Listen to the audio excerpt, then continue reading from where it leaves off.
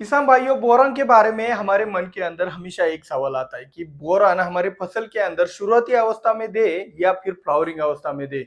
तो दोनों में से कौन सी वाली अवस्था में बोरान देने से हमें ज्यादा फायदा हो सकता है, कितना देना चाहिए, कैसे देना चाहिए, कैसे कार्य करता है और क्यों कार्य करता है, सभी के बारे में आपको जानकारी मिलने वाली है। तो वीडियो को लाइक जरूर कीजिएगा।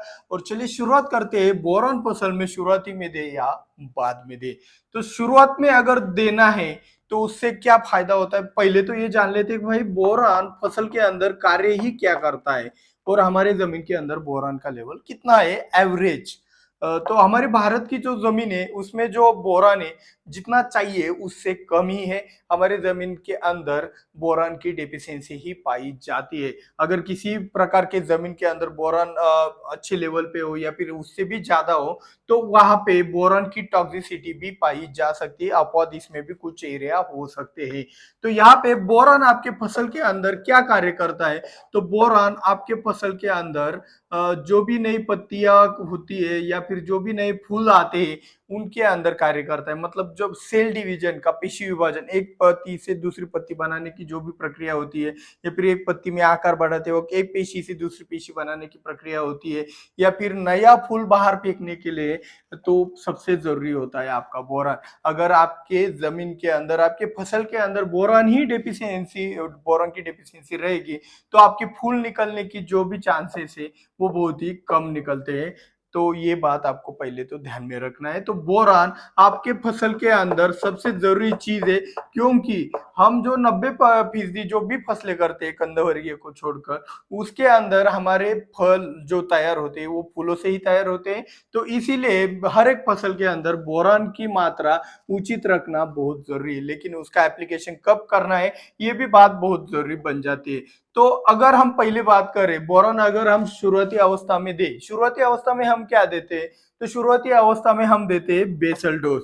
तो बेसल डोज के अंदर दे या फिर बाद में, यानी कि हम फ्लावरिंग स्टेज शुरुआत होने से पहले भी एक एप्लीकेशन करते हैं कुछ बोरान का, तो वहां पे दे। तो ये सवाल बनता है या फिर दोनों स्टेजेस में देना चाहिए, तो ये बात बनती है। तो यहाँ पे आपको एक बात मैं नोटिस कर देना चाहता हूँ कि बेसल डोज के अंदर हमने आपको एक चीज सिखाई थी। कौन सी वाली, अगर आप हमारे पुराने सब्सक्राइबर हो तो आपको पता होगा कि बेसल डोज के 3 प्रकार होते हैं। एक फेरस बेस बेसल डोज होता है, एक बोरॉन बेस बेसल डोज होता है और एक मैग्नीशियम बेस बेसल डोज होता है। जी हाँ। तो अगर आपने अभी तक सब्सक्राइब नहीं किया है तो सब्सक्राइब कर लो। जो भी हमारे पुराने सब्सक्राइबर है उनको पता है कि फेरस बेस बेसल डोज के अंदर आपके जमीन के अंदर क्वालिटी की कमी होती होगी तो आपको क्वालिटी मिलती है। बोरम बेस बेसल डोज के अंदर अगर आपके फसल के अंदर फ्लावरिंग की कमी होती है तो फ्लावरिंग ज्यादा मिलता है। और अगर आपके जमीन के अंदर वजन की कमी होती है, यानी कि हल्की जमीन है, वाटर होल्डिंग कैपेसिटी ना के बराबर है, तो ऐसे जमीन में मैग्नीशियम बेस्ड बेसल डोज का इस्तेमाल करके आपको वजन मिलता है। तो फिर से अगर आपको ये ferrous base Boram base magnesium base वाला वीडियो चाहिए तो 2000 लाइक का टारगेट है। और कमेंट करके बताओ, हम नए हैं, हमारे लिए ये वीडियो फिर से अच्छी तरीके से बना दो, हम आपके लिए बना देंगे। लेकिन 2000 लाइक का टारगेट है वो भी आपको कंप्लीट कराना होगा शेयर कर करके। तो ये आपको हमने बताया था। तो बोरन का हमने इसलिए बताया था कि ज्यादा फ्लावरिंग के लिए।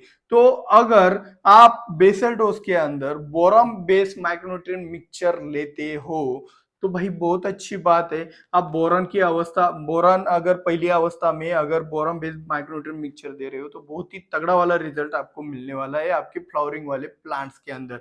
लेकिन अगर आपकी फसल के अंदर कोई कंदवर्गीय फसल है, जैसे कि प्याज हो गया, मूली हो गया, लहसुन हो गया, तो आलू हो गया, तो वहां पे आपको फूलों की ज्यादा आवश्यकता नहीं है। तो वहां पे आपको है क्वालिटी की आवश्यकता या फिर वजन की आवश्यकता, तो आप फेरस बेस या फिर मैग्नीशियम बेस के ऊपर भी जा सकते हो। तो यहाँ पे आपको अभी समझ में आ गया होगा कि अगर आप फ्लावरिंग बेस अभी बोलोगे कि भाई बोरम बेस माइक्रोन्यूट्रिएंट मिक्सचर कौन सी कंपनी का आता है, क्या आता है, तो वो हम अलग से एक वीडियो बना देंगे आपके लिए। तो यहाँ पे इतना ही जानकारी ले लो कि बोरम बेस माइक्रोन्यूट्रिएंट मिक्सचर के अंदर इतना ही होता है कि बोरॉन सबसे अधिक मात्रा में होता है और बाकी के माइक्रोन्यूट्रिएंट उससे कम मात्रा में सेट किए जाते हैं। उसको बोरॉन बेस्ड माइक्रोन्यूट्रिएंट मिक्सचर यानी कि बोरॉन बेस्ड बेसल डोज भी आप कह सकते हो। तो यहाँ पे अभी फ्लावरिंग के अंदर ये भी फर्क जानेंगे कि भाई बेसल डोज क्या करते हैं। बेसल डोज के बाद कुछ किसान क्या करते हैं, यहाँ पे 1 किलो बोरॉन ड्रिप से अलग से दे देते हैं और फ्लावरिंग के स्टेज में फिर से 1 किलो 1 एकड़ के लिए अलग से दे देते हैं। और कुछ लोगों का अलग-अलग प्रैक्टिस है, 200-200 ग्राम चलता ही रहता है। तो उन तीनों के अंदर फ़र्क क्या पड़ता है?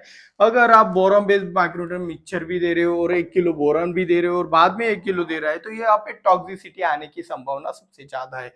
तो अगर आपके बेसल डोज के अंदर बोरॉन अधिक मात्रा में है, तो यहाँ पे बेसल डोज डालने के बाद ड्रिप से आपको 1 किलो बोरॉन देने की ज़रूरत नहीं है। समझ जाओ। दूसरी बात, फ्लावरिंग स्टेज में आप 1 किलो बोरॉन का एप्लीकेशन करते हो तो भाई बहुत ही अच्छी बात है, क्योंकि सबसे ज़्यादा बोरॉन की ज़रूरत फ्लावरिंग स्टेज में होती है और तभी आप एप्लीकेशन करते हो तो बहुत ही तगड़ा वाला रिजल्ट आपको वहाँ पे मिल सकता है। तो फ्लावरिंग स्टेज में ही आप बोरॉन का एप्लीकेशन करते हो तो अच्छी चीज़ है। लेकिन यहाँ पे एक और सवाल आता है कि भाई जो 200-200 ग्राम बोरॉन देते रहते हैं उनका क्या? अगर उनका गणित 3 किलो के ऊपर चला जाए, जो भी है ना, जो भी किसान एक फसल के अंदर 4-5 महीने की फसल होती है और 5 महीने की फसल के अंदर अगर उसने बेसल डोज के अंदर भी बोरॉन डाला, फिर ड्रिप से भी शुरुआती अवस्था में बोरॉन दिया, फिर फ्लावरिंग स्टेज में भी बोरॉन चलता रहता है। ऐसा करके 200-200 ग्राम करके उसका 3 किलो के ऊपर अगर बोरॉन 1 एकड़ के लिए चला जाता है, तो वहाँ पे बोरॉन की टॉक्सिसिटी भी आने की संभावना बहुत ज़्यादा मात्रा में रहती है। तो यहाँ पे आपको संभल जाना चाहिए। आपको इतना ही ध्यान में रखना है कि एक फसल के अंदर 3 किलो के ऊपर आपको बोरॉन देना नहीं है। अगर जाता है तो भाई टॉक्सिसिटी बहुत ज़्यादा पैमाने पर आ सकती है।